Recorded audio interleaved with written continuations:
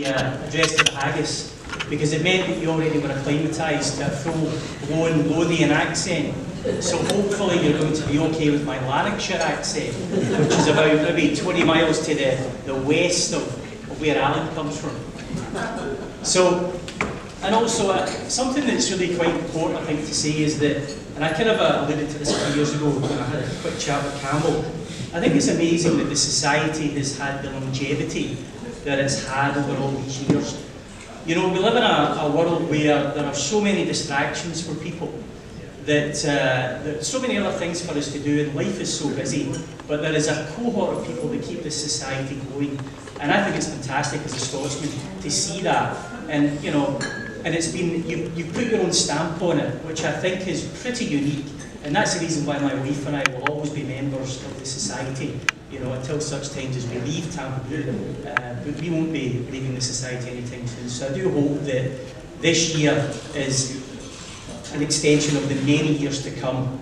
So, you know, thank you for that. And I think it's amazing to really keep this whole Scottish society ongoing. I think it's amazing from my perspective. So, as Scotty quite rightly pointed out, my task this evening is to deliver the Immortal Memory for 2024. So, ladies and gentlemen, distinguished guests, and members of the St Andrews Society of Tampa Bay, tonight we come together to honour the immortal memory of Robert Burns, a poet whose words have woven themselves into the fabric of Scottish culture.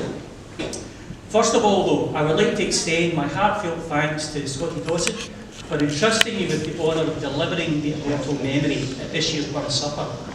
Scotty, your invitation means the world to me, and I am truly grateful for the opportunity to pay homage to Robert Burns and celebrate our shared Scottish heritage. It's a special privilege to share my thoughts in the midst of such a distinguished gathering.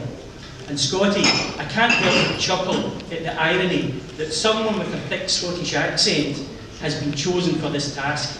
Proof, perhaps, that our love of Burns transcends linguistic borders. Here's to the memorable Burns Supper, and to Scotty, whose faith in my accent brings an extra touch of authenticity to the immortal memory. So, as many of us know, Robert Burns, or Burness, as was the original family name, was born in Alloway, which Scotty quite rightly pointed out is part of Galloway, which is a region in Scotland, in southwest Scotland. So in Alloway, in a thatched cottage in Ayr, on the southwest coast of Scotland. The first time I visited this cottage, I was escorting my American friend, and unfortunately, we were a few minutes late, and the guard had locked the gate.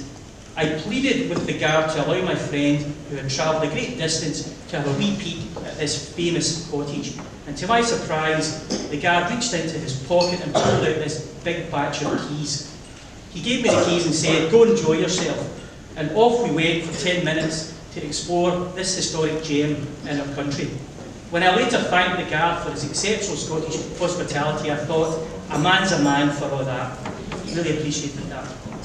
Sometime later, I visited the new and amazing Burns Museum and was immediately captivated by the first exhibit, which has Burns' original desk and dozens of papers flying through the air to signify the many ideas he contributed to Scotland and to the world.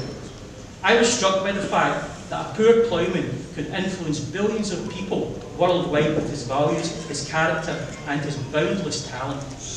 I was reminded of Burns' ode to George Washington, the father of the land where I now live, when he, in 1794, he wrote, "But come ye sons of liberty, Columbia's offspring, brave as free, in danger's hour still flaring in the van, ye know and dare maintain the royalty of man." So only 2 years before his death, he was writing about the royalty of man as exemplified by men such as George Washington. These radical ideas are depicted through his museum made me rise a few inches taller upon leaving than when I first entered the building.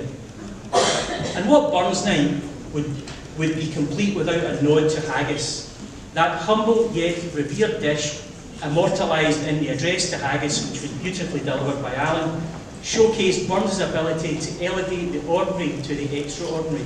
Tonight, as we savour the flavours of this traditional Scottish fare, let us do so with an appreciation for the poet who made haggis a symbol of our cultural identity. As we gather tonight to honour the immortal memory of Robert Burns, it would be remiss not to raise the heartfelt toast to one of Scotland's greatest contributions to the world. It's exquisite whisky. Just as Burns found inspiration in the amber elixir, so do we. With inheritors of this rich tradition, the rugged landscapes, pure water sources and centuries-old craftsmanship converge in each down dram, creating a liquid symphony that resonates with the essence of Scotland itself. More like Burns's verse, Scottish whisky tells a tale of resilience, artistry and the passage of time. So, as we savour the golden drops that mirror the soul of the Scottish moors, let us pay tribute not only to the legacy of Burns, but also to the spirit of Scotland that flows in every glass raised in celebration. And tonight, together as one Tampa family, we all shelter in the honoured shade of Scotland's greatest bard. Let us toast the immortal memory of Robert Burns. Just raise your glasses. Slán bar.